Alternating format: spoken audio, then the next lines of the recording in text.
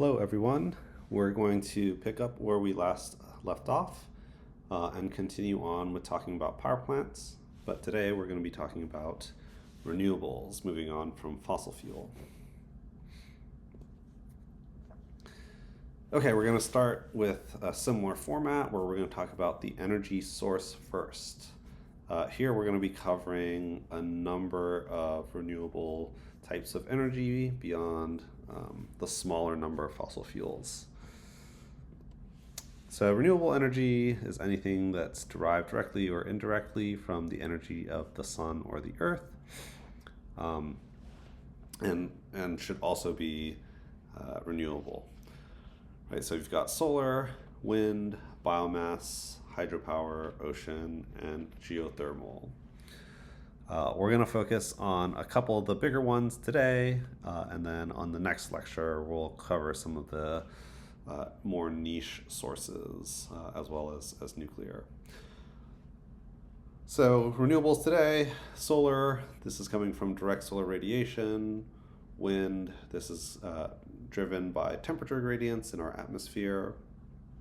We'll talk about hydropower, which is driven by hydrocycle, seasons, and geography. And the others we'll talk about later on as well. Geothermal we're going to cover today as well. So this is derived from heat in geological formations. And why do we care about renewables? Right, so this is probably not news to most of you guys, but increasingly this type of energy is seen as a key component of a more sustainable and secure energy future. So renewables, we've been transitioning towards this as a power source slowly but steadily, and so it's increasingly being seen as a way not only to provide greenhouse gas mitigation, but also energy security, right? And so you can think about what sort of major conflicts might arise from, fights over oil. We know that's something that has happened in the past, and right is probably even continuing today. What with this recent news with Venezuela, and so from a security standpoint, important as well. Renewable energy, as I mentioned, has been growing kind of slowly, but at an expanding rate. Over the last couple years, I would say the vast majority of actually new capacity in generation is actually in renewables, in wind, in the 2010s, and solar in the more recent years.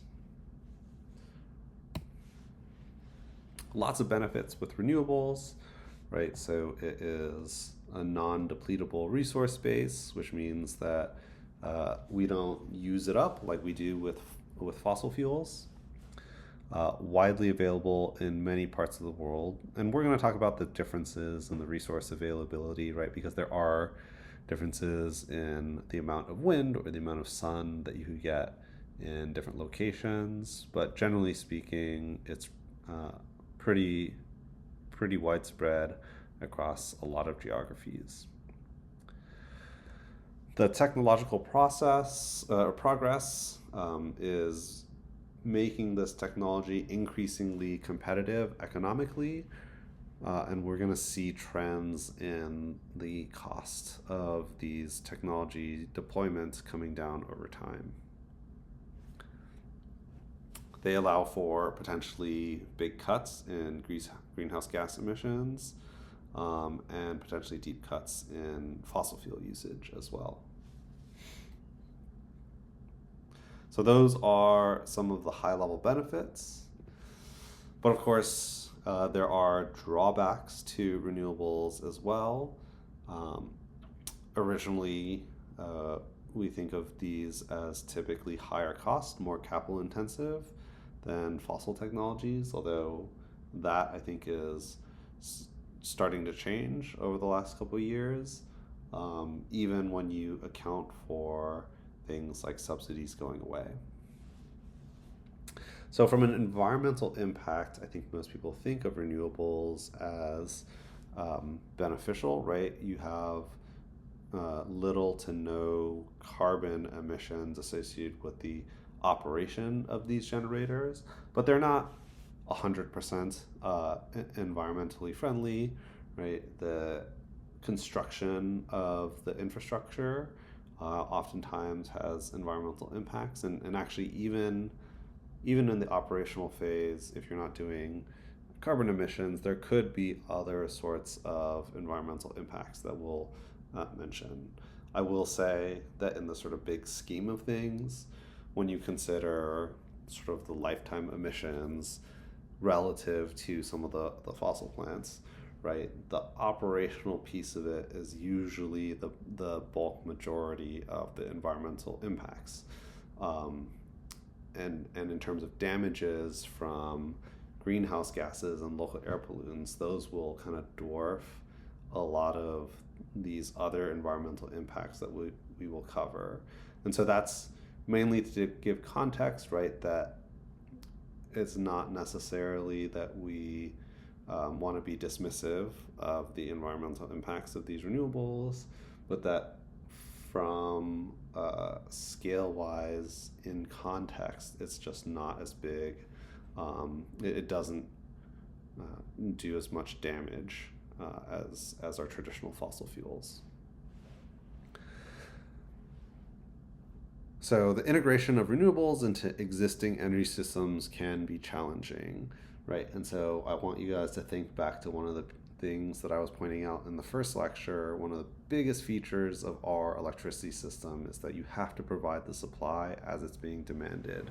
And so with renewables, unlike fossil fuels, or I should say with most renewables, unlike fossil fuels, the ability to kind of just dispatch them when you need them is going to be kind of a recurring theme in terms of one of the biggest barriers for renewables. And then we'll talk about some potential interactions with other markets. This is particularly with biofuels. And there are a number of sort of market entry, social, institutional, and policy issues, of which we'll sort of touch on as we go through each of the renewable technologies one at a time.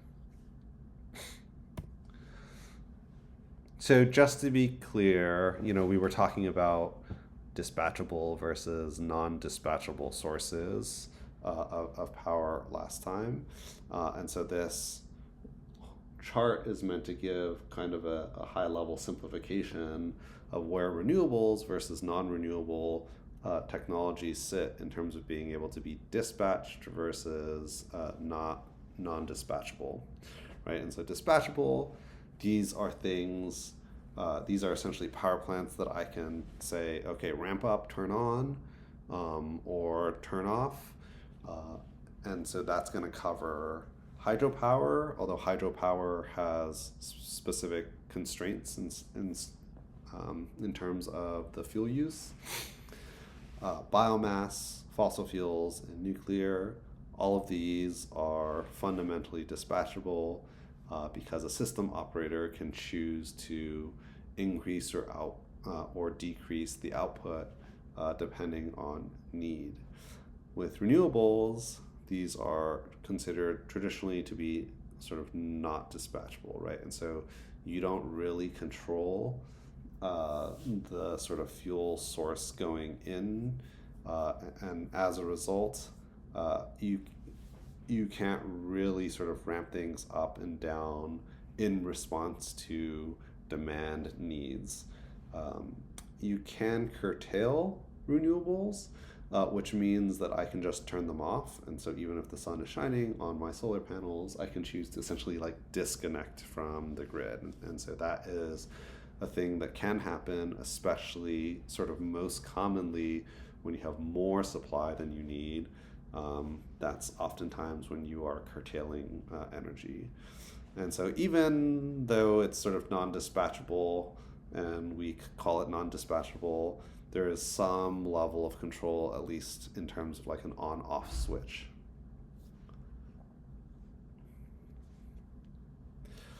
Okay, and kind of just to jump back to this point about the growth in capacity for this type of power production technology, or these sets of power production technologies.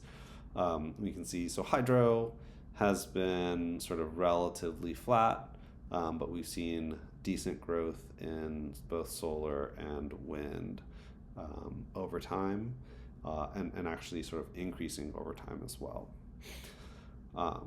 Hydropower is generally a little bit more saturated in the sense that what there is available out there to be taken advantage of, a lot of that already has happened, and so not a whole lot of capacity able to be added.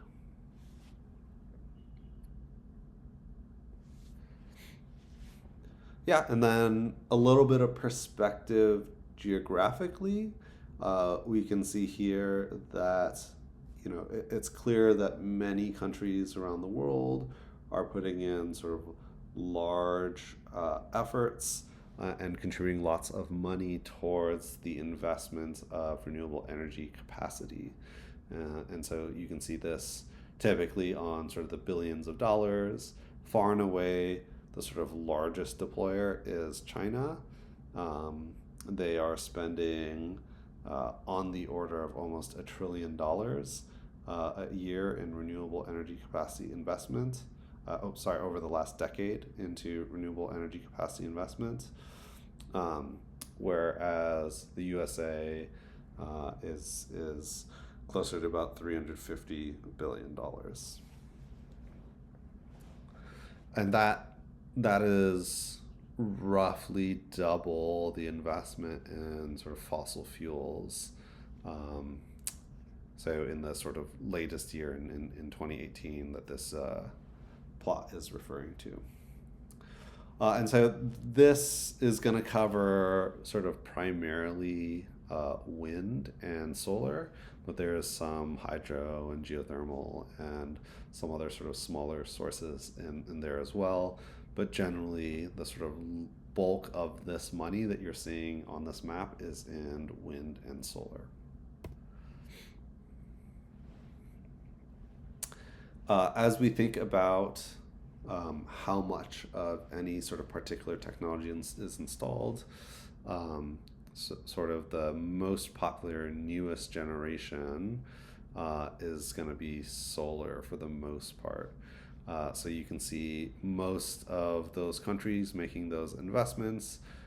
Anytime it's shaded yellow, that means that they're the predominant renewable generation installed is solar.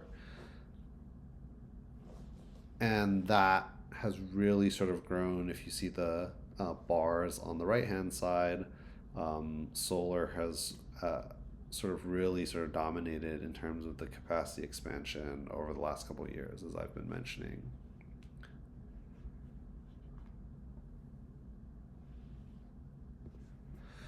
Okay.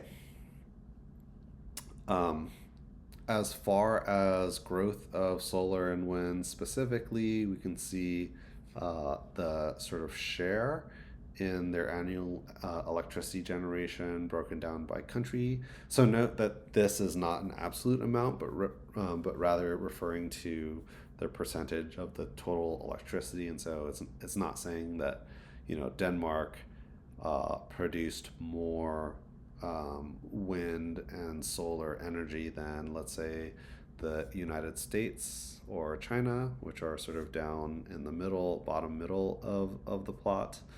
But rather most of their energy comes from those sources. And in Europe, the grid is a little bit, or I should say the grid is interconnected in Europe. And so, Denmark is able to take advantage of like electricity imports when they need, which helps deal with some of the variability that you would see with solar and wind.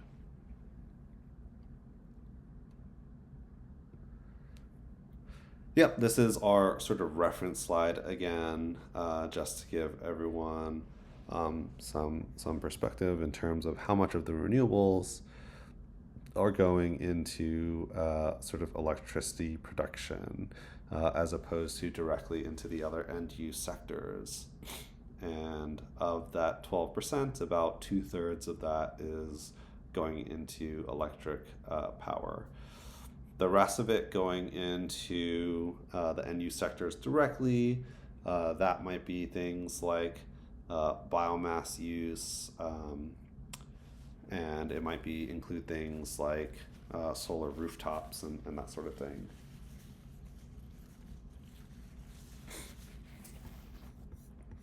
Yeah, so the electric power at the bottom here is in the bulk power system. Okay, so moving on, we're going to start off with our first renewable technology, and one of the oldest, right, is hydropower. So let's talk a little bit about hydroelectricity generation. You'll remember that I had this chart before about when different types of capacity were installed, and this is a chart that's showing specifically hydropower capacity installation over the last century, century plus.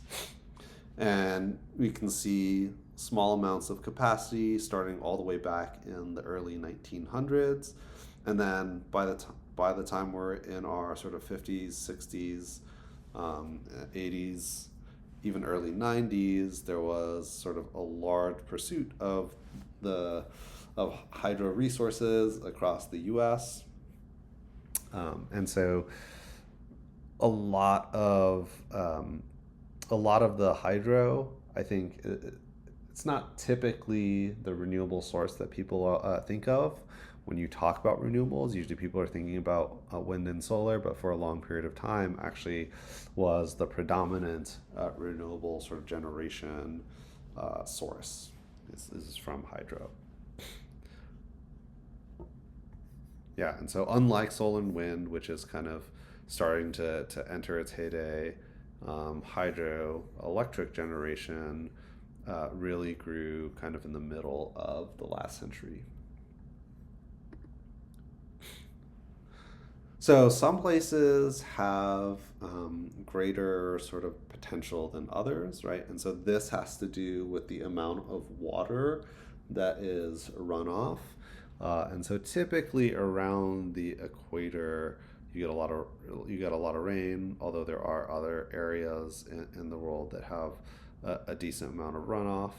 And you can see United States here. It has decent hydropower potential in certain areas of the country, but sort of not necessarily as large in some of the other places. So you can see in red, that's basically your sort of greatest potential.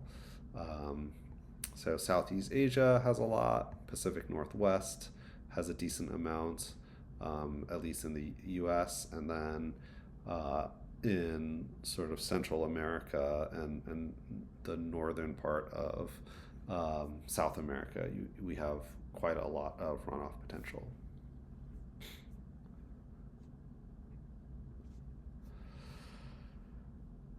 Okay, so the theoretical hydropower resource is defined as the sort of maximum amount of energy that can be carried by water runoff on land. And so there's a pretty wide range of theoretical potential, ranging from 16,000 to 40,000 terawatt hours annually. And this is measured based on kind of differences in geographic elevation, right, which is the primary thing that you need to translate potential energy of water at high elevations to capture it at low elevations. The magnitude of precipitation, which has to do with the actual amount of water that's going to be flowing through those elevation differences, and then topography having to do with our ability to sort of actually access some of it, as well as how much of the water is kind of collected into large enough sources that you could build a dam. a lot of that theoretical potential can't actually be accessed because of things like siting issues and large enough centralized flows of water.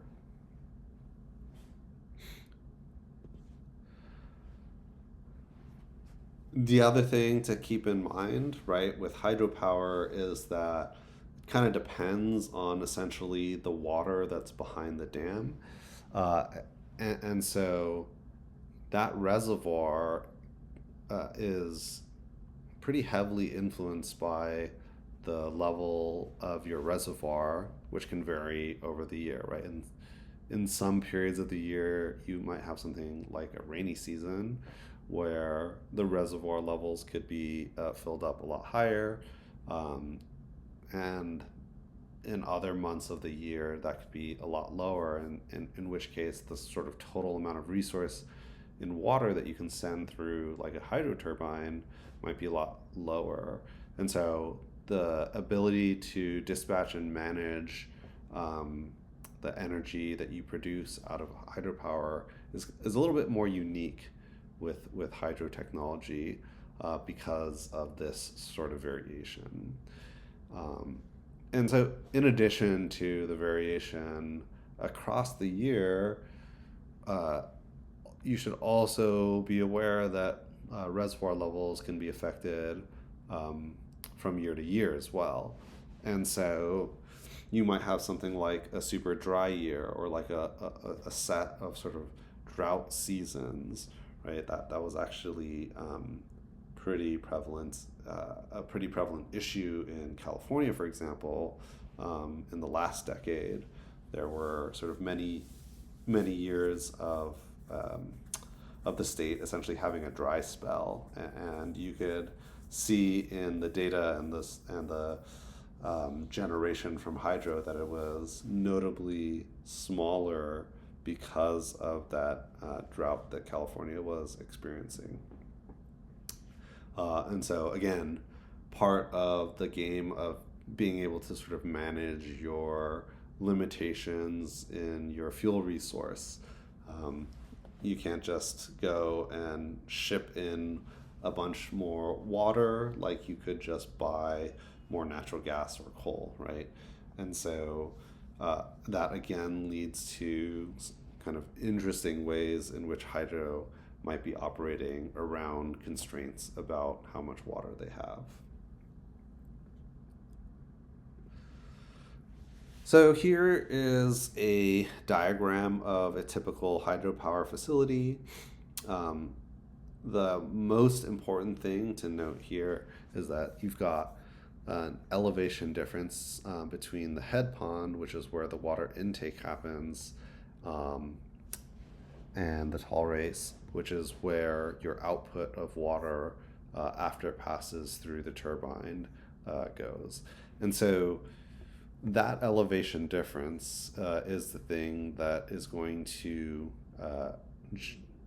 that is the source of energy that essentially is going to spin this turbine, because you've got this huge amount of water that's exerting sort of pressure and wanting to flow down through the bottom of this facility. It'll pass through a turbine, right, to spin something, which spins a generator, and that's going to produce our electricity. So the power from a hydroelectric power plant can be calculated in a pretty straightforward way. So power in watts is a function of how efficient your turbine is, the density of water, the acceleration constants of gravity.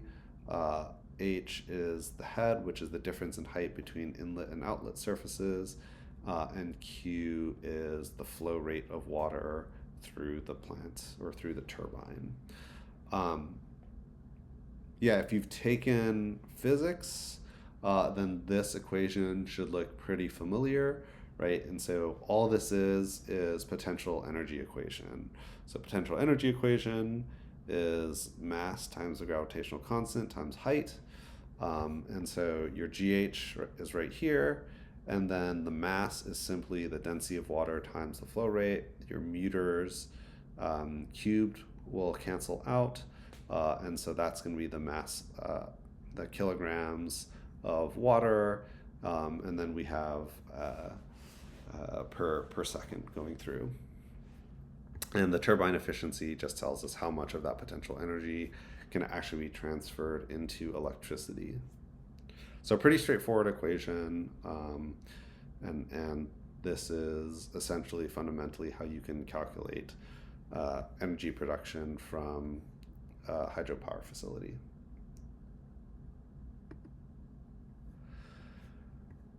So again, we're not going to get too much into detail on specifics of technology. The only thing that I'll say here is that you can imagine that there are lots of different types of water resources that end up getting dammed for hydropower facilities, right? You could have things that have really big elevation differences. You could have things that where the water is flowing really slowly or the water is flowing really quickly. And so there are different technologies that are sort of optimized to function under those different conditions, right? And so you've got things like Pelton turbines, Francis turbines, Kaplan turbines. And this chart on the right here is kind of a nice little easy diagram in terms of the flow rate and the head to show you kind of what common turbines are used there, right? And so Pelton turbines for things that have large elevation differences, for example. Kaplan turbines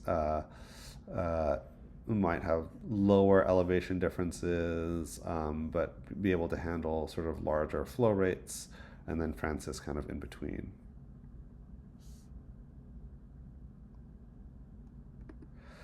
So we'll jump over here to our reference table about the operational attributes of hydropower. And so if you remember from last time, there are a couple of attributes that we sort of commonly think about as it pertains to different power generation technologies.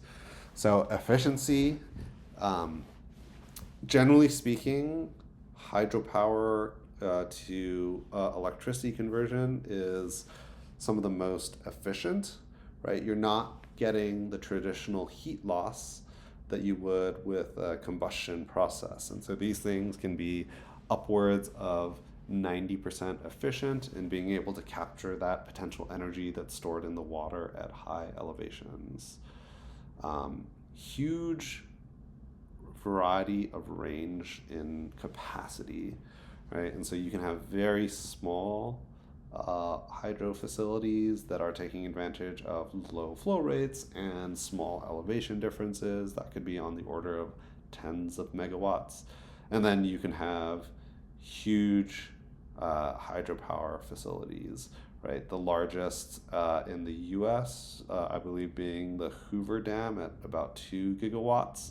And in fact, across the whole world, there are sets of these hydro facilities that could be even at the order of like 10 gigawatts. So even 5 times bigger than even the largest dam in the U.S. So capacity factor is something on the order of 30 to 60%.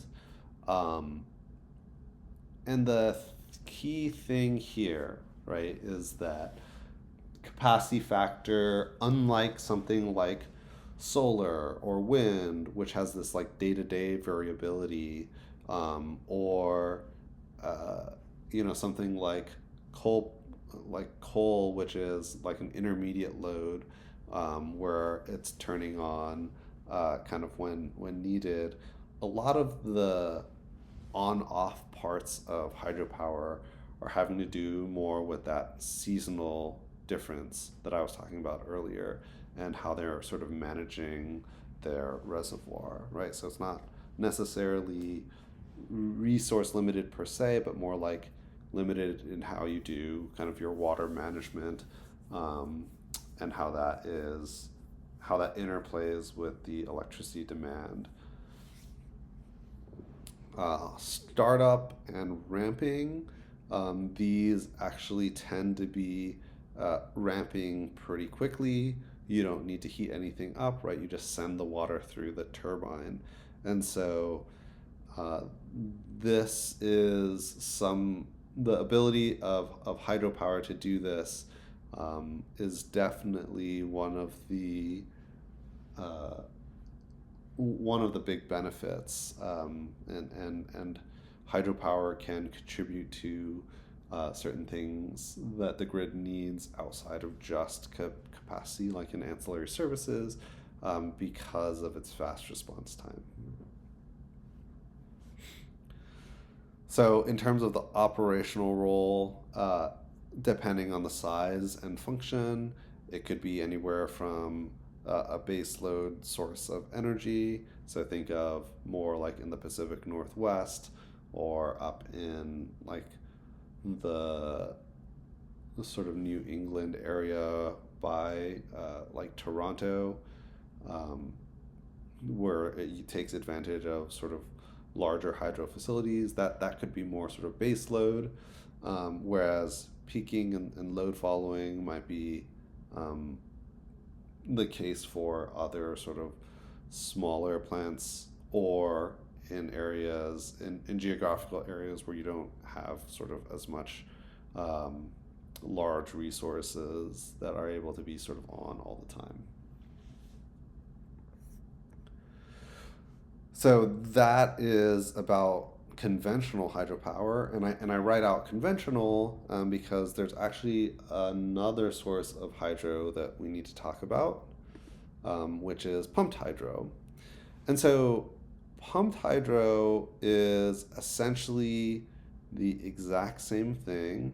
And so if we look at this particular diagram, um, the sort of flows from high elevation to low elevation, all of that is going to be essentially the same as conventional hydro. Where pumped hydro differs is that it is actually able to take water from the low reservoir and pump it up into the upper reservoir. And so what you're doing here is essentially turning your hydro facility into a big battery. Okay, it doesn't operate as quickly as a battery because you've got to pump the water up, and the capacities tend to be usually kind of a bit bigger than our traditional, let's say, lithium ion battery. And so the sort of role that it plays might be a little bit different. Um, but this type of facility has a little bit more flexibility, or is designed with the flexibility to be able to um, be more responsive and more, let's say, quote unquote, dispatchable in terms of providing water when needed. And it's going to be a little bit less constrained based on some of those seasonal issues, although it's definitely still influenced by that. But here, you are playing a different sort of strategy game where you're figuring out, oh, when should I be um, taking up some of that lower reservoir resource, pumping it up, maybe when prices are low, and then generating electricity when prices are high, as opposed to with the conventional hydro, thinking mostly about sort of water management as it relates to the total amount of energy that you might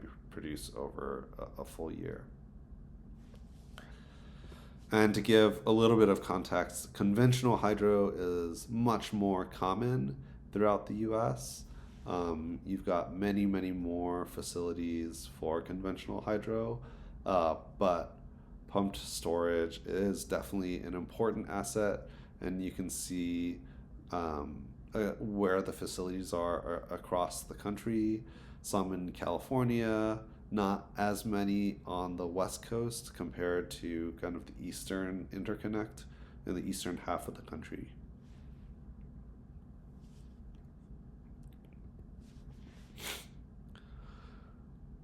Uh, so our reference table, thinking about the attributes of pumped hydropower, um, little bit different, right, in terms of the efficiency. These numbers are accounting for the round trip efficiency, and so you get losses in pumping the water sort of from the lower to upper reservoir, um, from things like friction and losses in the pump itself.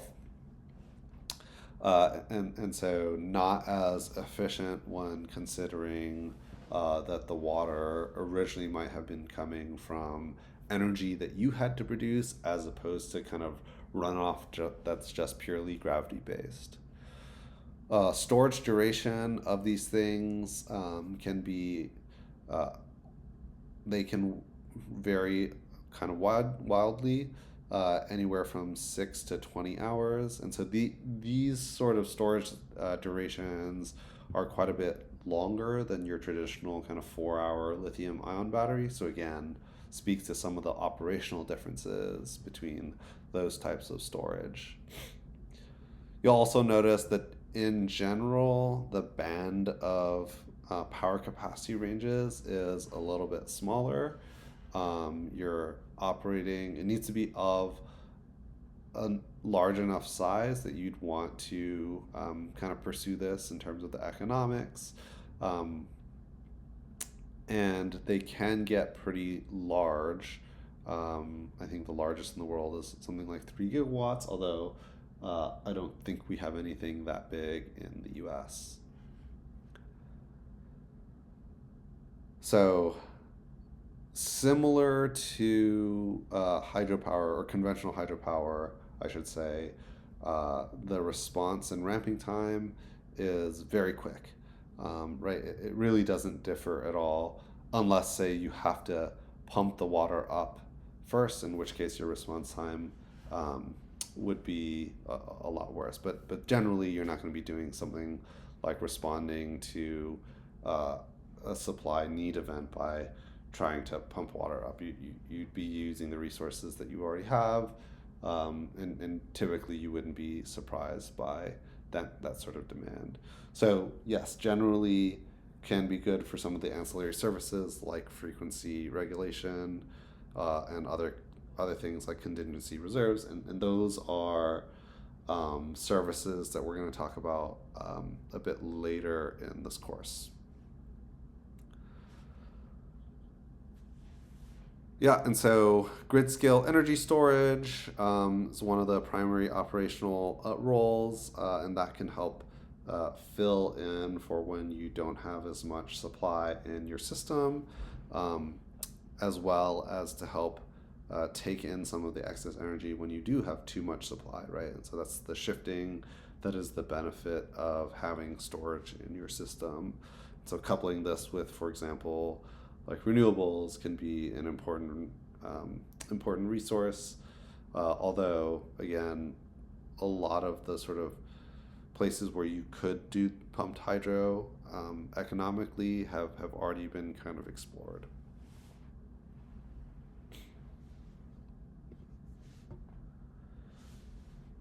All right, and so that is our coverage for hydro. And next, we're going to talk about wind power. So, wind, the cost and economics piece of it, I think we'll lead off here as a way to show kind of why wind has become such a sort of dominant force in sort of modern day renewables. We consider in the 80s, you're talking about, a cost production of something like 50 cents per kilowatt hour. And over the course of several decades, the price declined by essentially an order of magnitude. And so, sort of corresponding with that, you can see on the right hand side, the growth in wind power capacity has been really kind of astounding. The sort of following the capacity addition of natural gas in the early 2000s, wind has kind of been the technology to kind of take up the mantle. and become sort of the dominant capacity installed of renewables over the course of like 15 years, and only sort of more recently overtaken by solar installation. So in the US, wind resource availability looks something like this, uh, where you have blue, red, and purple being kind of the highest resource availability in terms of wind. They typically measure this at altitudes of 100 meters, right? Because you typically get better wind speeds and pressures at those elevations. And so this is 100 meters kind of above ground level.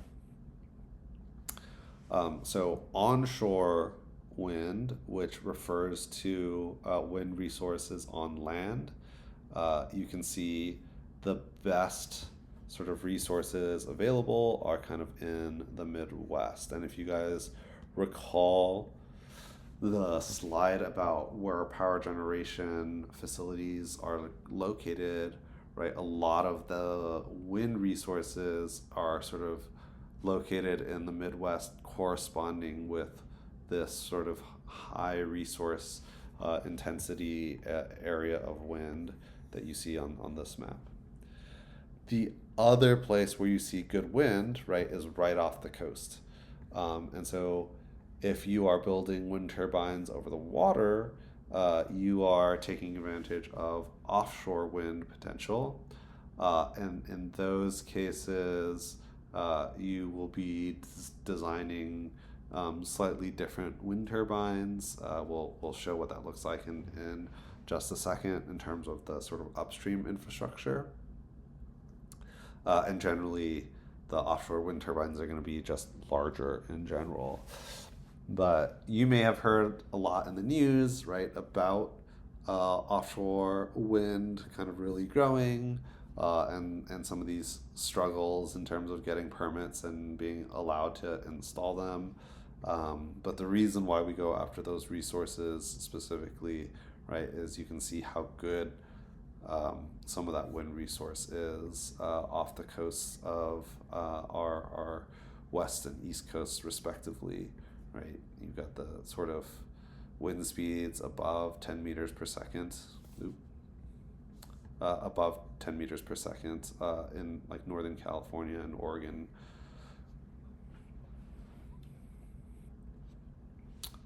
Okay, and so let's do some back of the envelope calculations for wind. So a good wind resource might be something like 500 watts per meter squared in terms of your rotor area. And so this is how much wind power exists in across this sort of circular surface area. And if that's going at 7.5 meters per second, or about, or that would correspond to something like wind blowing at 7.5 meters per second. If we convert that to amount of electricity based off of something like 25% efficiency, you're getting about 125 watts per meter squared. And annually, over just that 1 meter squared area, right, you'd be producing something like 1,000 kilowatt hours. And so if we think about what that means in order to power some things that we're maybe a little bit more familiar with in terms of context, right? The area of the rotor that would be needed to power like my or your conventional house, something on the order of 24 meters squared. So just a 5 meter long or 5.5 meter in diameter rotor. For a car, might be something like 4 to 6 meters squared. And then the typical wind farm spacing is something like 5 rotor diameters for every by every 10 diameters. And so this is kind of one way to visualize how wind turbines are kind of spaced out in wind farms.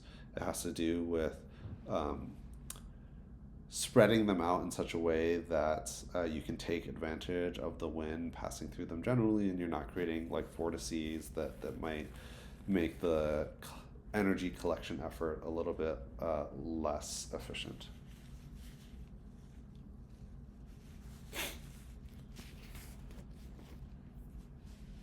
All right. Um, for wind turbines, we have a theoretical efficiency based off of something known as Betts' law, which basically tells us that you're not really going to be able to extract more than about 60% of the energy in the wind.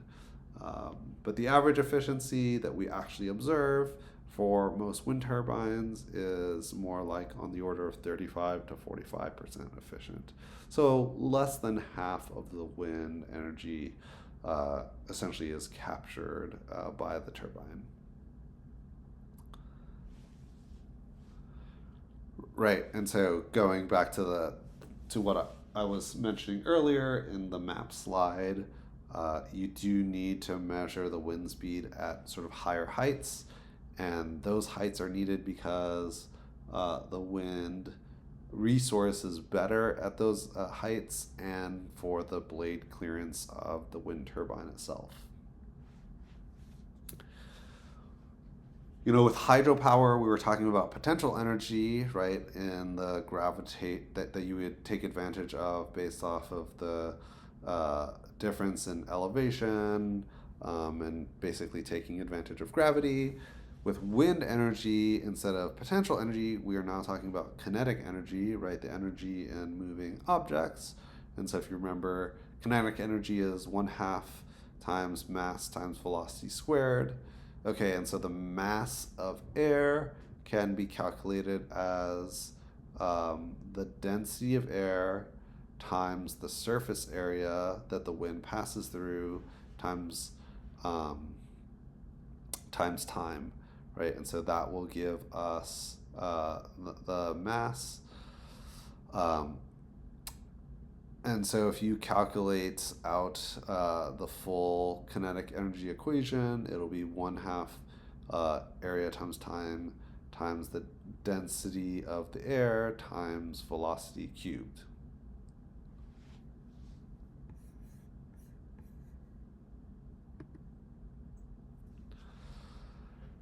Okay, and so when we were talking in our very first lecture about the relative amount of power that different technologies could produce, remember we were saying, your typical onshore wind turbine, sort of larger turbine, can be producing on the order of about 1 megawatt, 1.5 megawatts, whereas some of the offshore wind turbines, which have much larger rotor diameters, right? So the sort of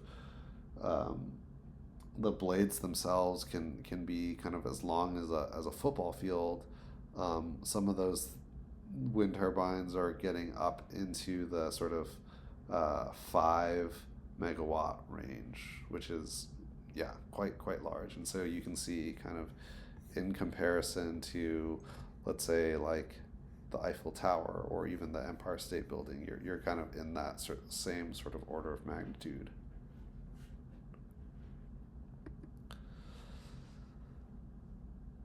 Uh, Generally speaking, right, the larger the turbine, the larger your capacity, and what we've seen as a trend over time is that the technology is improving incrementally, where we're able to deploy sort of larger and larger turbines. Not only is the technology improving directly, but also the trend of like more and more offshore wind getting deployed is leading to sort of larger averages in terms of the nameplate capacities of wind turbines being deployed every year.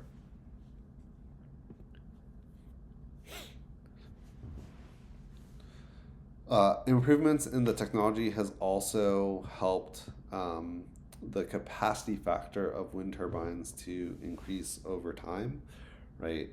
And so if you remember, capacity factor referring to essentially of a rated capacity for a generator, how much of the time is it actually operating? And so for wind, as the technology has improved, it's able to, let's say, be slightly more efficient, as well as be operational for sort of longer periods of time.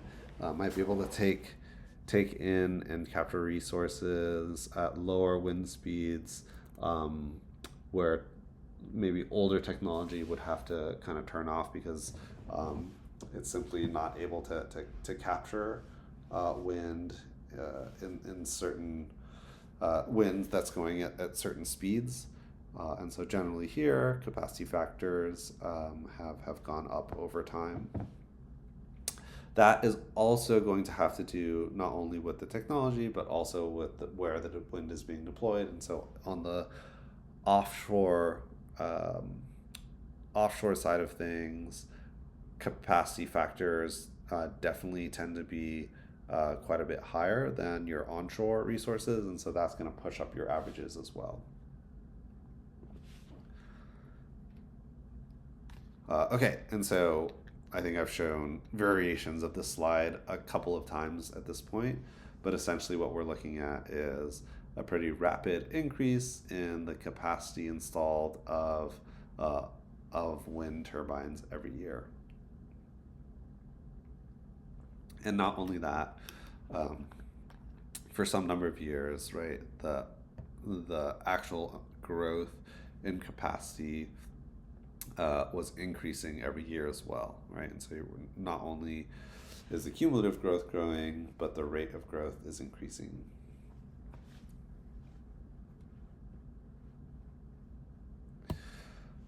Okay, similar to hydropower and to many other renewable resources, we've got variability in the input and therefore our control of the supply of output of these generators is a little bit more variable. So this gives some perspective about the total amount of wind generation in the continental US over the course of a full year. So this is looking at 2020.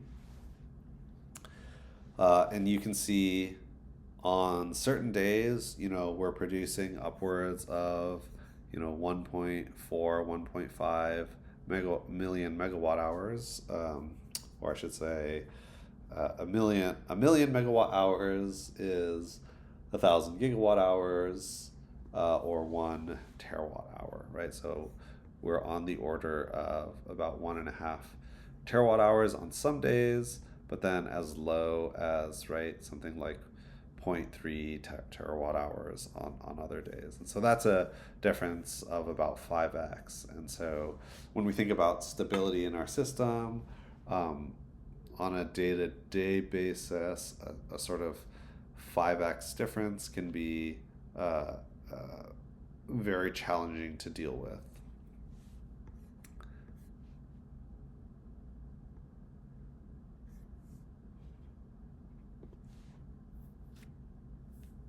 Okay, so in addition to some of that variability that we see across the year, even within a month, right, that variability can be quite large. So on a given day, something like 15 gigawatts all the way up to 80 gigawatts, right? So again, about that 5x variation difference that again becomes very challenging for the grid to deal with, right? And that variation is kind of disconnected from the shape of electricity demand that we have. And so our ability to match the supply and demand becomes particularly challenging in this case. So we have annual variability, monthly variability, and then obviously daily variability. And so one thing that you'll note here is that there is there's definitely kind of a difference between the variation over the course of a day of a solar resources versus wind resource. Solar, I would say, is a little bit more extreme, and we'll talk in more detail about this a little bit later. But generally speaking, right, at nighttime you don't produce anything. Wind, you can think of this as a little bit more flat in the sense that yes, you do have variation between night and day, and actually complementary variation for wind compared to solar, because oftentimes the peak power production for wind resources happens at night, whereas the lower wind resources tend to happen during the day. But that's a generalization that doesn't hold everywhere, right? So even in this plot, you can see the New Mexico wind tends to be higher during the daytime. But all in all, wind tends to be quite a bit flatter than solar. You never really have periods where well, I shouldn't say never, but it does not drop down to zero with the same sort of frequency that solar will every day. You can bet, right, that solar will drop to zero every day because the sun just goes down, and we know that is fact. But with wind, sort of on average, you're going to be producing some stuff throughout the day.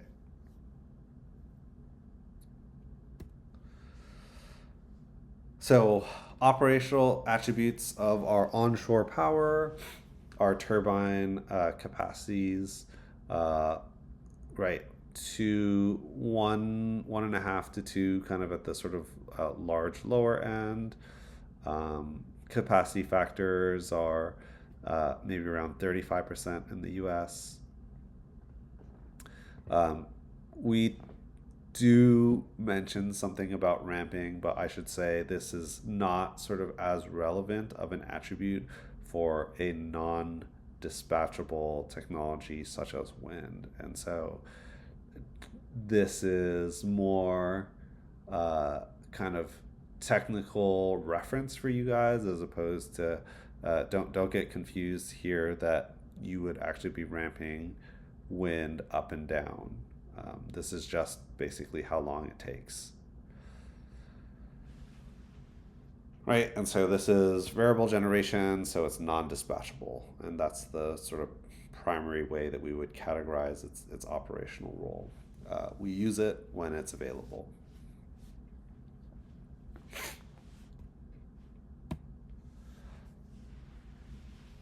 Okay, and so as I was mentioning earlier, offshore wind power is kind of another source that is uh, very important.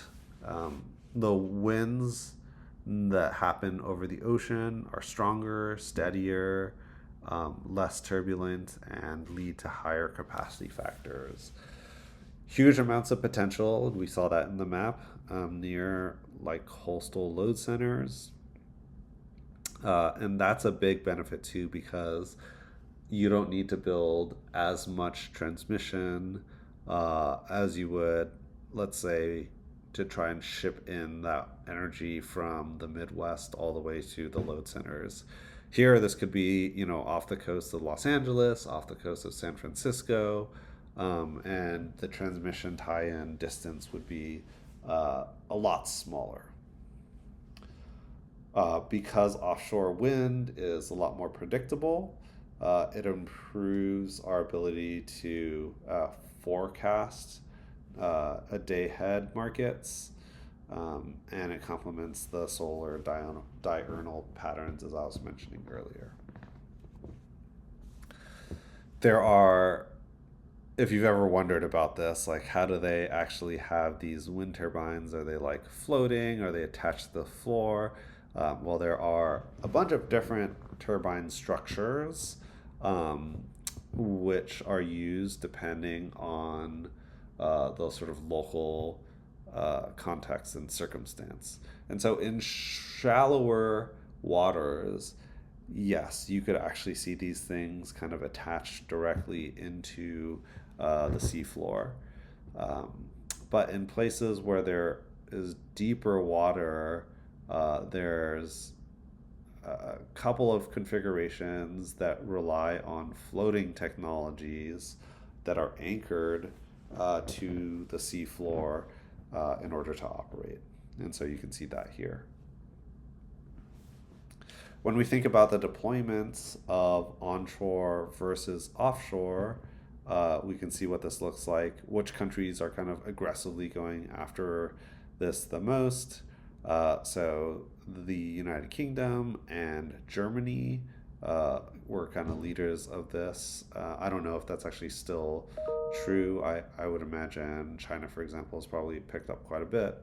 And then Denmark, Netherlands, Belgium, so those smaller sort of European countries employ a lot of wind power, right? If you remember the shares from one of the earliest slides in this lecture, so they're kind of punching above their weight class here, but they have really good offshore wind resources, which is why you can see, relatively smaller countries making sort of big strides in the capacity deployment, even compared to some of these larger countries. And you can see that in terms of capacities, also growing, and the growth rates kind of accelerating over time. But to be clear, the sort of magnitude of capacity installations for offshore is generally smaller, right, than our onshore wind counterpart. Okay, and so operational attributes of our offshore wind power, some of the really tremendously large ones are, up in the 10 megawatt range. And so these truly are really massive wind turbines. Capacity factors quite a bit higher, right, 45 to 60%, as opposed to, our 35% onshore average. Less variability, and then again, the ramping and startup is not sort of as important to think about with this offshore power.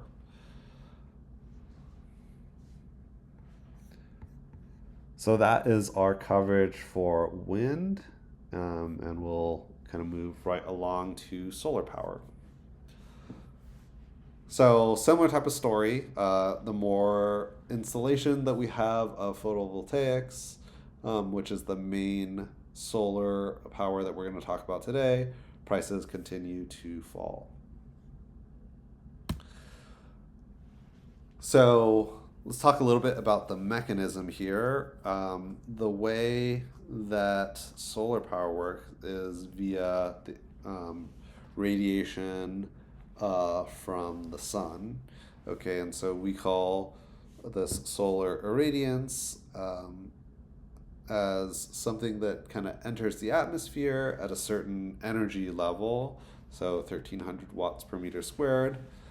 So some of that energy is absorbed and reflected at the atmosphere, and then the rest of it at the surface. And so some of the stuff, right, if we look at this diagram, anything that's kind of absorbed up here, or reflected is stuff that is not able to be captured by power generation, right? The only thing that we're going to be able to capture is stuff that makes it down to sort of ground level. So here it's saying 100% of our incoming radiation is something on the order of 1300 watts per meter squared, but less than half of that ends up being energy that we're actually able to get as it reaches the surface.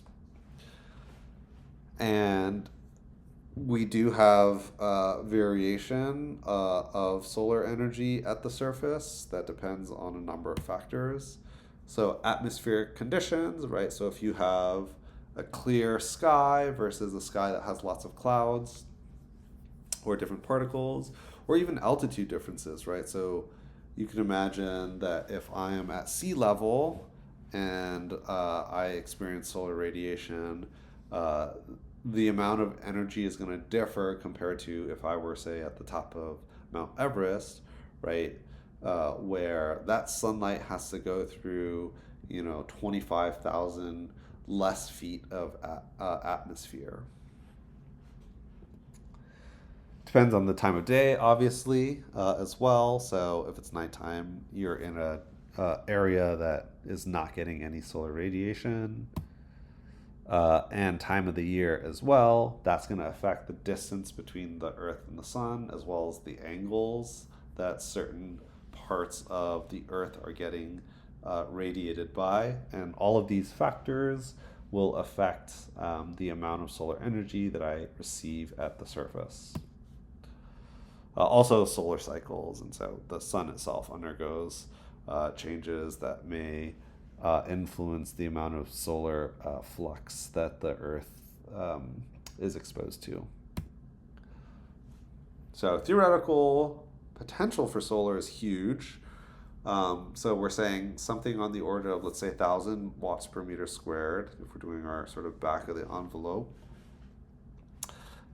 If you account for everything, day and night, seasonal variations, at the surface, you're maybe something on the order of 170 watts per meter squared. Totaling across the surface annually, that would be 3.9 million exajoules. And if we were to just take the solar flux that hits land on Earth, you'd be closer to about 0.8 million exajoules per year on land. So in the course of a single hour, the amount of solar energy that hits the surface is equal to all the amount of energy consumed by human activities in a year.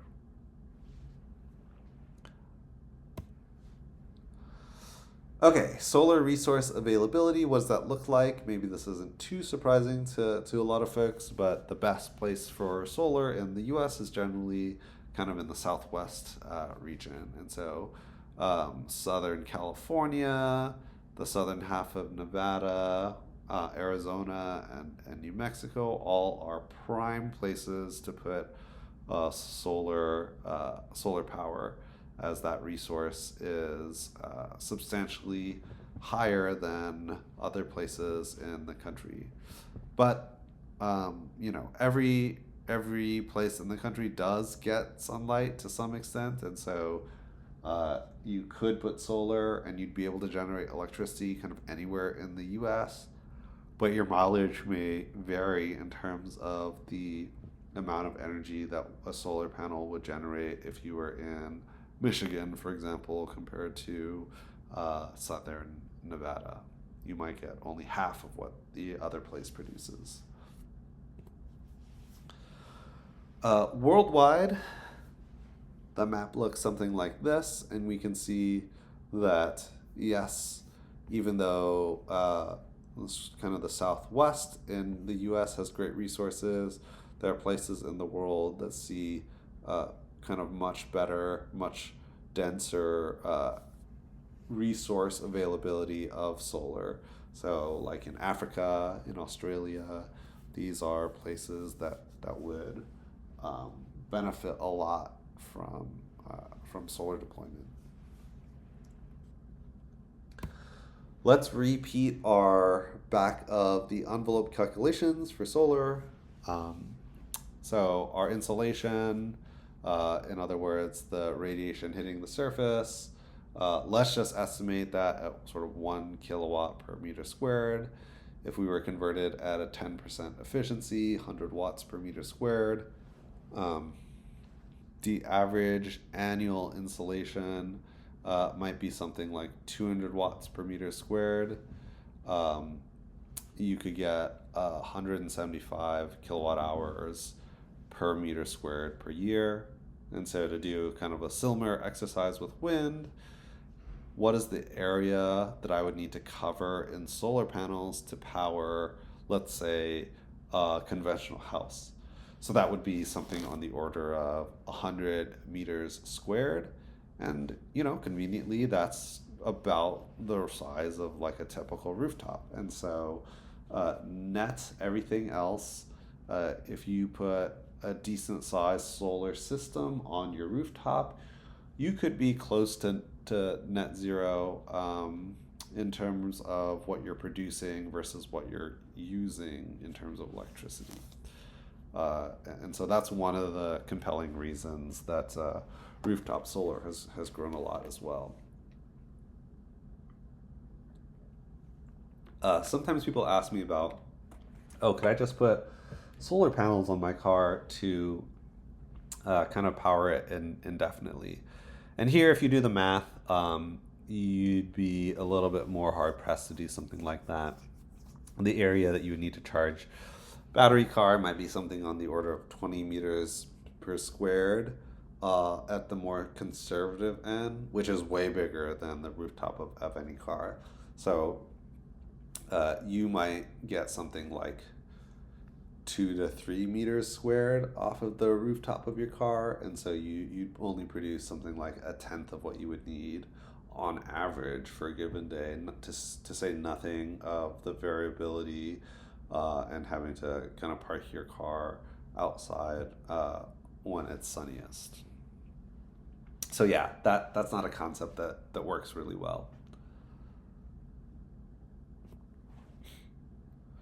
Okay, so how does solar work? So unlike every other technology that we've talked about in this class that uses, right, a turbine spinning to produce electricity, with a solar PV cell, this is one of the few things that produces DC, direct current type of power, as opposed to AC, that you would normally get out of a turbine. So essentially, what's happening is you have sunlight coming in, and it is essentially impacting your photovoltaic cell, and that impact transfers energy, which essentially dislodges an electron.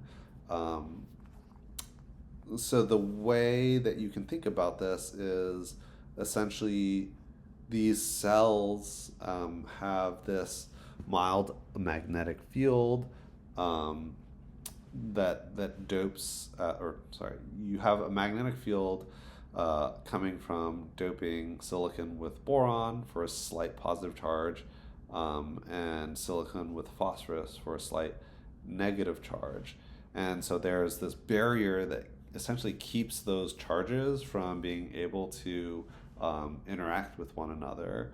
The only way that you get negative to positive, which is, right, essentially what you want, is when that sunlight comes in and hits the surface of the solar panel, transfers energy to excite and dislodge that electron. That essentially is like pushing the rest of the electrons through your wire, right, and generating electric current, right. And so essentially, the water in the pipes, it's pushing those electrons to generate electricity directly. So the highest efficiency that has ever been observed, I think in like lab conditions, is something like 45% plus.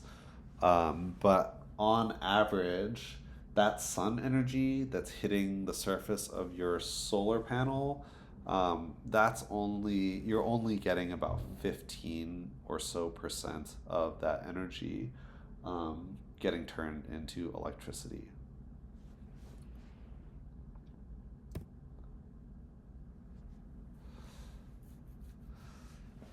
Okay, and so um, photons from the sun are coming typically at an angle, right? And so they're not kind of dropping straight down, unless you're at noontime where the sun is sort of directly overhead. But if you think of the sun as kind of the source, you can draw kind of a direct line towards our sun to get an understanding of the angles at which photons are impacting the surface.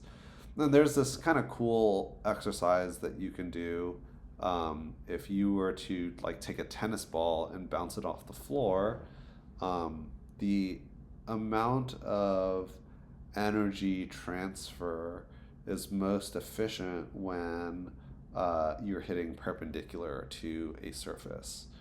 Um, and so that kind of holds true in terms of photons hitting solar panels.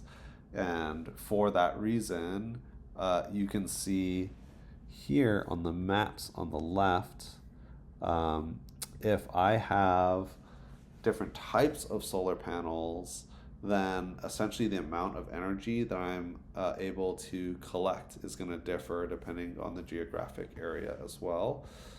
So on the top map, this is kind of showing, okay, what I would get um, from a relative sense if I were to just have a fixed, um, uh, if I were to have a fixed solar panel that's sort of horizontally flat. Um, Whereas the middle one is a fixed panel that's tilted towards the south um, at a specific latitude. And this is the tilt that essentially is able, it takes the sort of maximum amount of sunlight energy in over the year, right? And so your rooftop panels are typically going to be kind of trying to be more in this range compared to the top map range. You could also move the solar panels themselves, and so there are systems, right? For those of you who have gone on Power Trip in the last 2 years, we were able to visit solar farms, and you can see that they had those tilt tracking mechanisms. And so actually, the ones that we saw are single axis trackers where they would kind of rotate in one dimension to track the sun over the course of a day. This bottom map is actually showing the potential you're getting from a 2-axis tracker where you're able to move in 2 dimensions. Although I would say, generally speaking, that commercial installations of solar, that would be kind of a little bit less common. You actually run into other efficiency issues because of placement of solar panels and what you're actually able to get without shading other panels in 2-axis trackers. Okay. Likewise to both wind and hydro, right? This is kind of our main story, or one of the main stories with renewables. We have variability, variability in the amount of the resource over the course of a year. So summer months, you get the best resources, and winter months are kind of the worst. Daily variability, right? You get the best kind of at noon and in the afternoon, and then the worst times obviously are at nighttime where you don't get any energy. And so this shows kind of the distribution in solar resources. And I'll comment that here you can, these are kind of our averages, and you can see what the percentiles look like as they're spread out. And they can be really large in the amount of variability, right? You can see, sometimes I might get 100 kilowatt hours, sometimes I might get 10 kilowatt hours. And so that variation is even larger than what we were talking about with wind, which is kind of 5x during the day. Here, this is more like 10x, right? And so things that might relate, that might cause that to happen, right? If you have a cloud that goes in between the sun and your solar panel, you could see production drop off very suddenly. And so that type of variability is something that they have to deal with in systems that have a large amount of solar energy as well. We're going to talk a lot more about utility scale versus distributed solar kind of throughout the class. There are sort of large implications for this in terms of the way that our power system is set up.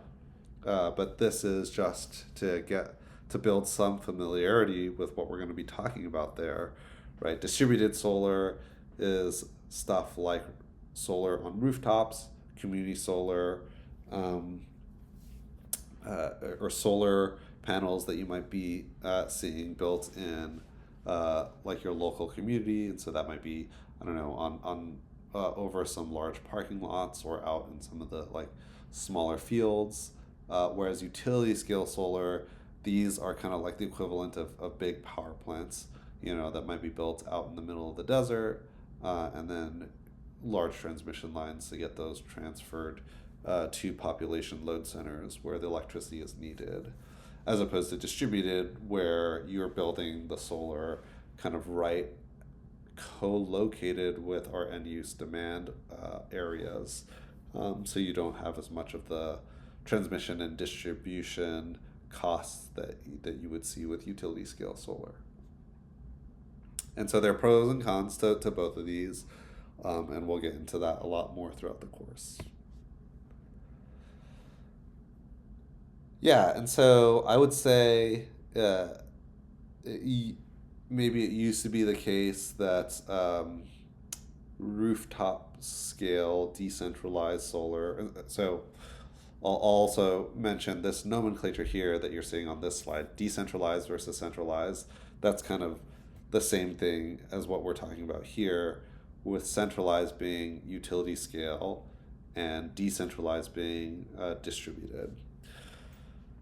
So decentralized maybe was kind of on pace with centralized solar installations for some period of time, but that utility scale stuff really kind of started to take off a lot more in the early sort of 2020s. All right, what do our operational attributes look like? So efficiency, mentioning something on the order of 15%, right, for thin film.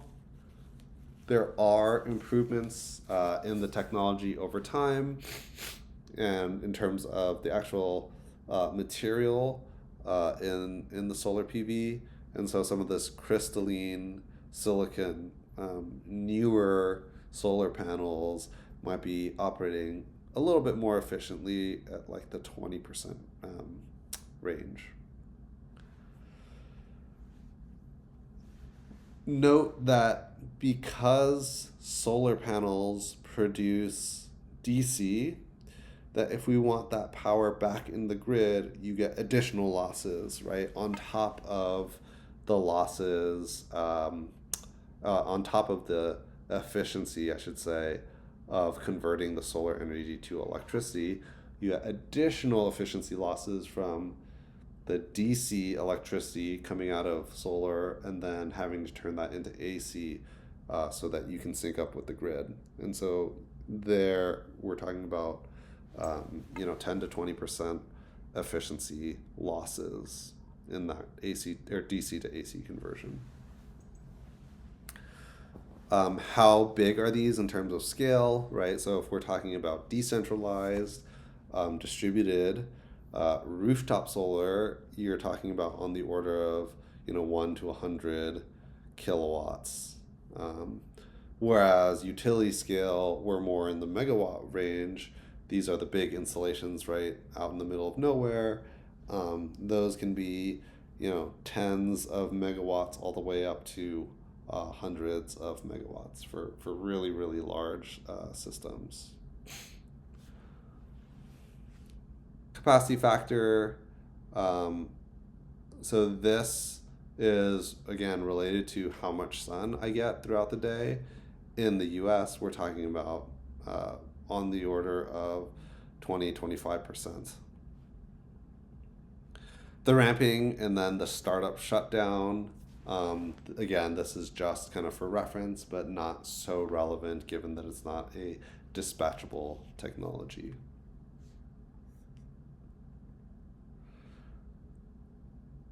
Okay, and so that's the main solar photovoltaic context.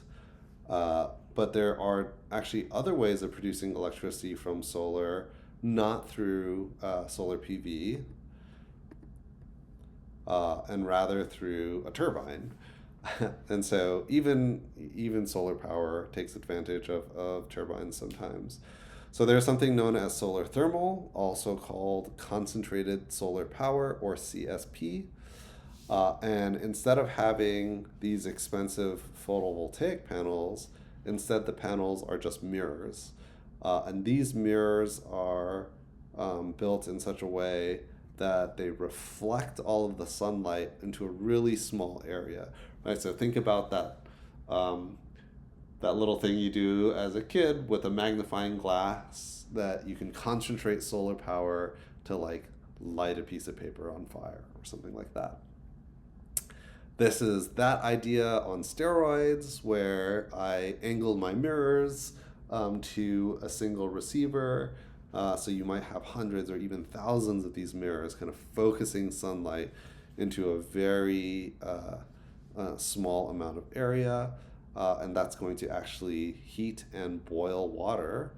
And we know what we can do with boiled water, right? Which is send that steam through a turbine that spins a generator to produce electricity. And so this is kind of a neat alternative to our traditional photovoltaics. Not very popular. There are some regions in the world that are building some of this stuff, but the scale of this is quite small. In the US, we do have a couple facilities. There is a big one, I believe, in California desert, in like the Anza Borrego desert region in Southern California. You can always, check these things out on Google Maps using satellite view. They're, pretty large installations and very sort of noticeable from space.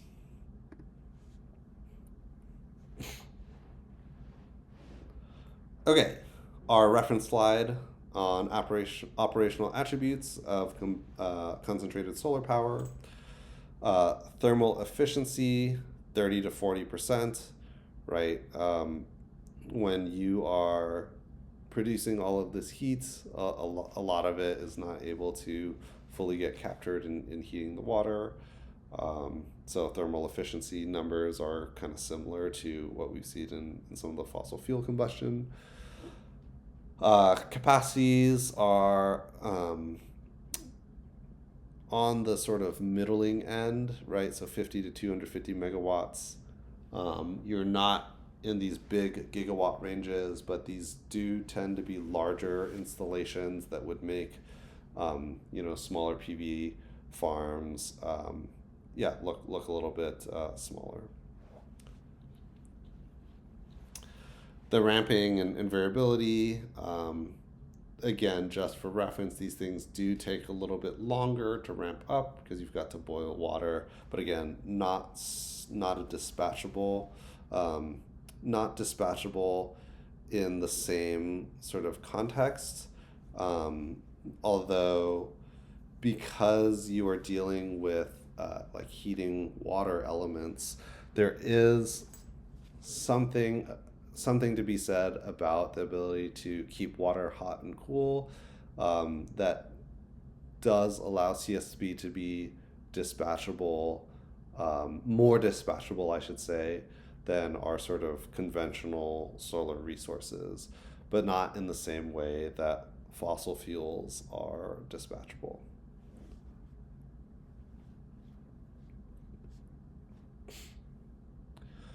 Okay.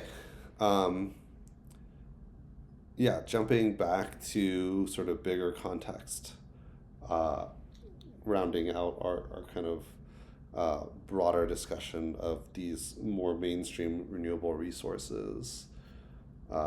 Here we can see in 2017 globally, right? We were at about 18% of global final energy, and you can see the renewables breakdown. Um, about a tenth of our energy production coming from renewables like wind, solar, and so on, and uh, kind of a larger portion of it coming from hydropower.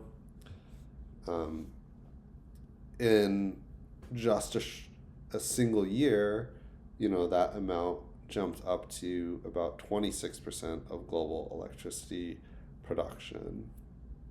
And so a lot of the trends are sort of promising. When we talk about kind of decarbonization, just sort of broadly speaking, right, there's so many levers in which we're kind of leaning on and pushing to try and decarbonize. Electricity sector tends to be kind of the easiest place to decarbonize, and wind and solar are kind of big reasons for that. They have become economical, and while they're not without challenges for integrating with the grid, um, they have become a pretty reliable substitute for other forms of power generation, as opposed to being like a totally new technology, prototype, lab based thing that many other decarbonization technologies are currently at.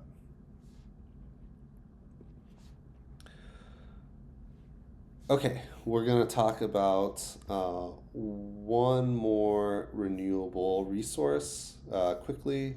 So, geothermal power. Uh, as far as resource availability, um, this is a map produced by NREL that gives some context into that. The yellow dots are not actual geothermal facilities. Those are sites that have been identified in some way as being a potential site for a geothermal plant.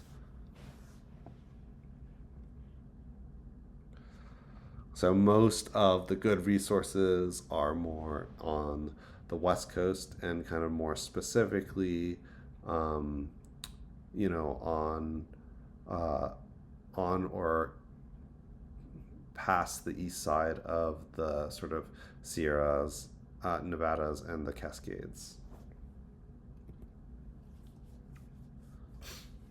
So where are the current operational geothermal power plants? You can see that on the map here. Basically concentrated in California and Nevada, although a sort of handful in a couple of the other western states. All right, how does this actually work? The way that geothermal works is it takes advantage of hot water um, that's kind of deep underground in the earth. And so you may have, you can imagine um, a sort of body of water that is underground that might be next to some very, let's say, hot or resource that's essentially heating up that water. Um, so we know that temperature can go up dramatically under the Earth's surface pretty quickly, and so essentially we're taking advantage of those locations where you have really hot water can come up as steam, and then we just pass that right through a turbine and generator. Um, you don't want to like necessarily pull up all of that water resources and use it up, and so to essentially complete our thermodynamic cycle, we can take that water and essentially inject it back into the pool, uh, that sort of ground source, in using an injection well. So pretty straightforward. Some attributes about geothermal power. Um, Thermal efficiency, 10 to 20%. Uh, if the source that is heating your water is at like a relatively low temperature, right, that can affect your thermal efficiency. These units tend to be on the sort of smaller-ish side, and so not in the hundreds of megawatts, but in the tens of megawatts. Although there are some exceptions of very sort of large plant sizes, but that is going to be a lot less usual. Oftentimes, our capacity factors are going to be very high, amongst the highest of any set of renewables. And we actually think of geothermal as base load in this case because the capacity factors are so high. Ramping, variability. So ramping is slow to moderate. There are limitations in sort of the pressure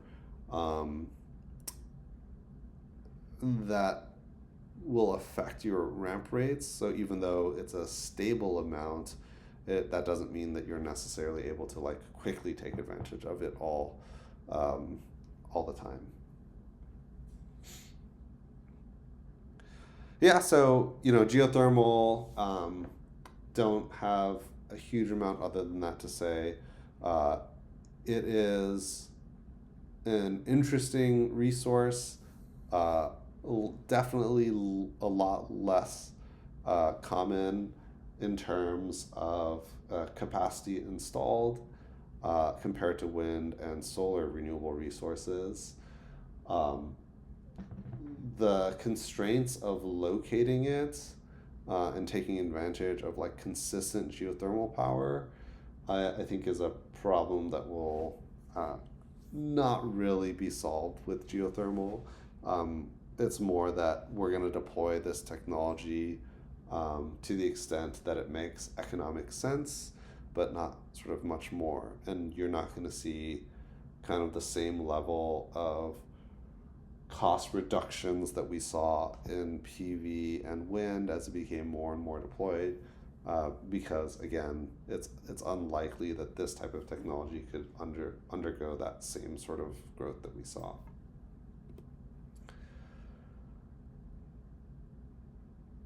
All right, moving on. We're going to talk about economics quickly, and then environmental impacts. So economics of renewable power, where do our costs come from? We're going to build this out in the same way that we did with fossil fuel plants, right? So overnight capital costs, fuel costs, operations, maintenance, and then our lifetime and financing assumptions. So starting out, what are our ranges of overnight cost, aka what does it cost to build a certain amount of capacity for our different renewable technologies? These days, and you can compare these numbers to our slide from our last lecture, wind and solar are sort of traditional wind and solar have become very cost competitive with other sources of generation. But again, remember, capacity factors affect these things. Efficiency is going to affect these things. And so even though solar PV looks the best on paper in terms of the dollars per kilowatt, the cost of a given unit of capacity, remember that I'm going to get a lot less energy out of the solar PV than I will with, wind or with a sort of fossil resource. So remember, the overnight cost is just one aspect of the sort of total economics. And we can see solar PV and wind, again, are doing kind of pretty well, all else equal.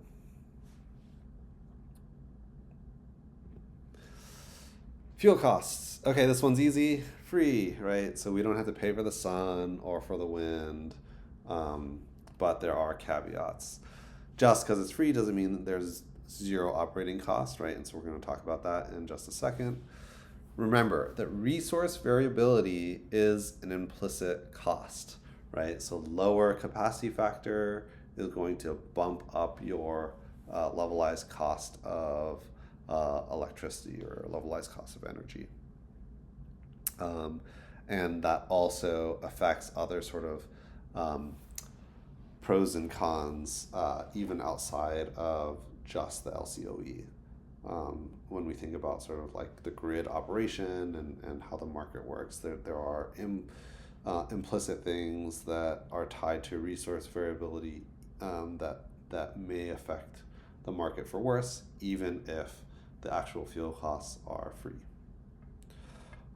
Some of the generation facilities do still see some small costs that might have to do with like fuel inputs for like backup. You might have like a diesel generator or something as a backup, um, at a CSP to make sure that you can deal with shutdown a little bit easier if there's like unexpected loss in solar power that would be uh, helping to power some of the like trackers at your facility.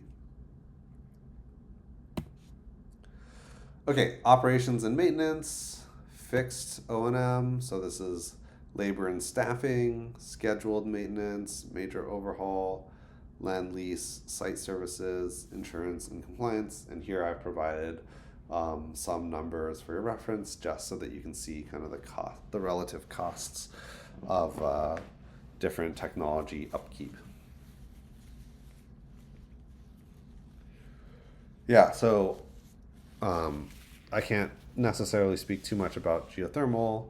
The wind and hydro, those costs are definitely higher than for solar. Yeah, if you've ever gone to a wind farm and seen some of the operations, that might give you some insight into why some of these guys are climbing these giant wind turbines kind of all the time to do maintenance. It's a lot of tough work, and you need larger amount of staff in order to do that coverage. Where PV generally, O&M is a lot more accessible, and you could get by with fewer workers to do the O&M on PV because of that.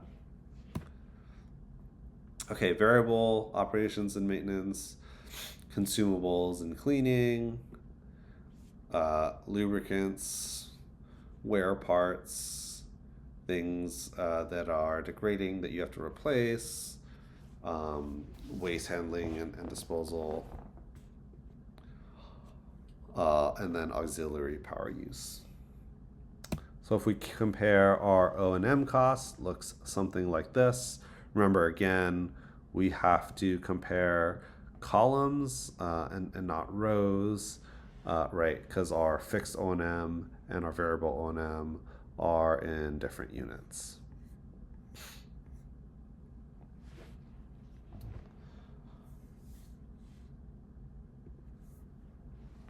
Okay, this is repeating from last time, levelized costs of electricity. Sorry, the equation got a little messed up here for some reason, but you can refer to the other lecture for this equation. It's the exact same one. And this is the chart that we looked at in last lecture, just as a refresher, right? And so you can see the range in LCOE for different technologies. So, these are our solar PV, both the thin film and crystalline that we were talking about. And then solar thermal being quite a bit higher, geothermal kind of in between there, and wind being kind of generally the lowest, although solar is like starting to just overtake that in this particular plot, and probably by today has kind of I don't want to say fully overtaken wind, but in many contexts has a kind of superior LCOE economics. And there's a big sort of driving force. This is part chicken and egg problem in terms of building more drives the prices down for a variety of reasons. Um, and so the more you build, the more the prices go down, which makes you want to build more. And so here we can see what that trend has looked like. The way this graph is arranged, for any particular technology in a single color, it's showing the decrease in time that's noted at the two dots. So this is what solar PV looked like in 2010 at $380 per megawatt hour, down to $68 per megawatt hour in 2019. And the axis on the X tells us how much cumulative capacity was installed. So note that there's kind of a break in the chart. It's nonlinear, right? And so in 2010, we had something like 45-ish thousand, 40,000 to 50,000 megawatts installed. And by 2019, we had on the order of 500,000 megawatts installed. And you can see, offshore wind is still on that less steep learning rate. And so the prices and sorry, the costs, the levelized cost for offshore wind decrease has not been kind of as dramatic, but still going down. And wind even kind of more aggressively at the bottom here at $53 per megawatt hour in 2019, with a similar amount of cumulative capacity installed. Other technologies, nuclear has gone up in cost over time.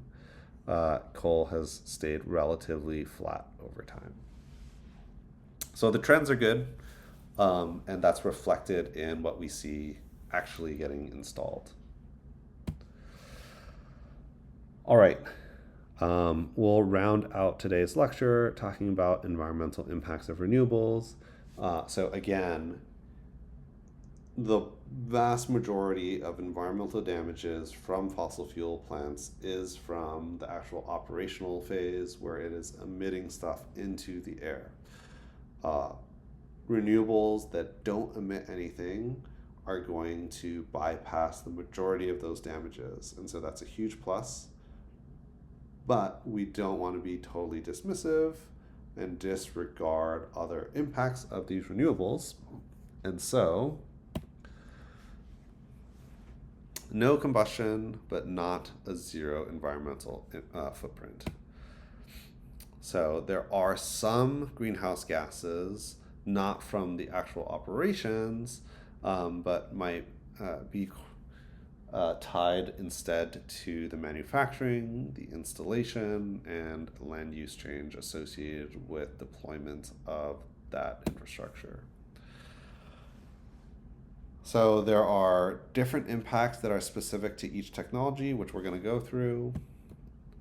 And then there are challenges at the end of life too, as it relates to the decommissioning and recycling of a generator. All right, so this is, again, to hammer home the point that from a greenhouse gas life cycle impact perspective, it is really just incomparable to think about these renewables compared to fossil fuels, okay? Coal, 1 kilogram of CO2 equivalent, if that's our kind of reference point. Natural gas is less than half of that. But solar, hydro, and wind would be, like 1 to 2% of that. When we look at where those greenhouse gases are coming from over the life cycle of each technology, the share for our renewables, for solar PV and for wind, the majority comes from construction. Okay, and there's some amount in operation and some small amount in decommissioning. For hydro, it's going to be a smaller amount in construction and more on sort of the operational side of things. So, what other externalities exist from solar energy? So, land and water use. So, you need quite a bit of space for solar power, right? And so, about 1 square kilometer for every 20 to 60 megawatts. When we're talking about solar thermal or concentrated solar power, CSP requires cooling water. And if you're locating these things out in the desert, that's tough, right? Because the scarcity of that resource is going to likely mean that you have to, take some measures that could be locally environmentally damaging in order to ensure that you have a decent water supply. Materials to manufacture and install obviously are going to have some impacts. The manufacturing of solar panels has a lot of hazardous materials. So this includes arsenic, cadmium, all of which can be sort of damaging to your respiratory system.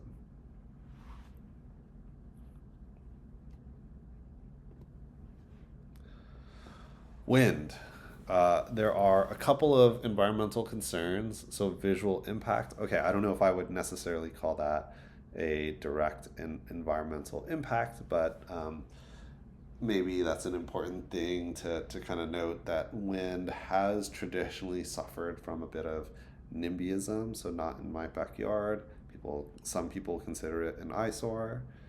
So there's that. Noise complaints that it can be loud. And then risk of bird collisions and wildlife disruption. And so these turbines kill lots of birds every year, although I will say sometimes that's, I feel, a bit of a false narrative. Like fossil fuel plants in general kill lots of birds every year as well. So something to keep in mind. And so proper siting of these wind resources can reduce kind of all three of these problems. And so that's kind of an extra thing that wind resources have to navigate, but not a total game changer for most wind resources at the end of the day.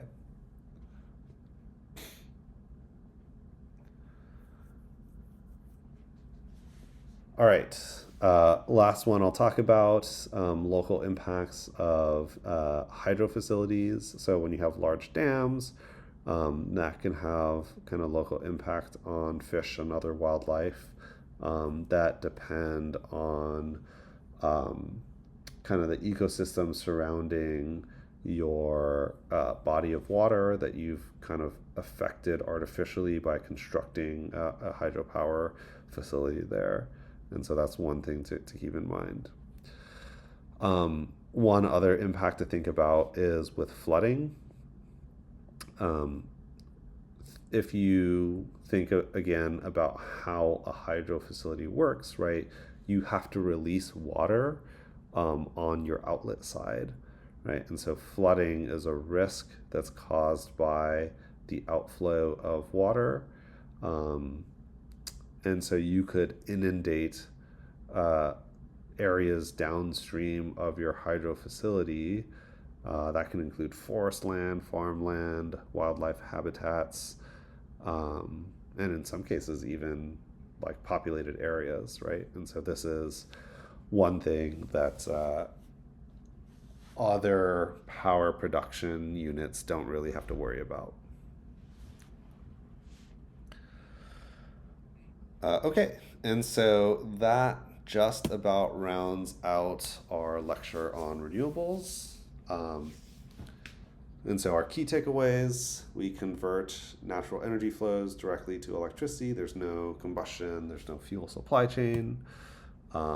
the operations differs quite a bit between different renewable technologies. So that's something to keep in mind. Some of them act more like baseload, like geothermal. Some of them are really flexible and fast to respond to demand, like hydro. Others have substantial variability, like wind and solar. And so all of these things means that our grid's ability to kind of sync up supply and demand, you have to take a bit of a nuanced operational stance with a lot of these resources. Um, it would be easier if we could just turn them on or off and ramp them up and down like fossil resources, but we can't. And so we have to deal with some of those constraints, but we consider that to be a good trade-off given the sort of general environmental benefits that accrue from using renewables. Economics, typically these things are more capital intensive, although that's kind of changed over the last decade and a half for wind and solar. But we tend to balance out that capital intensive nature through low variable costs.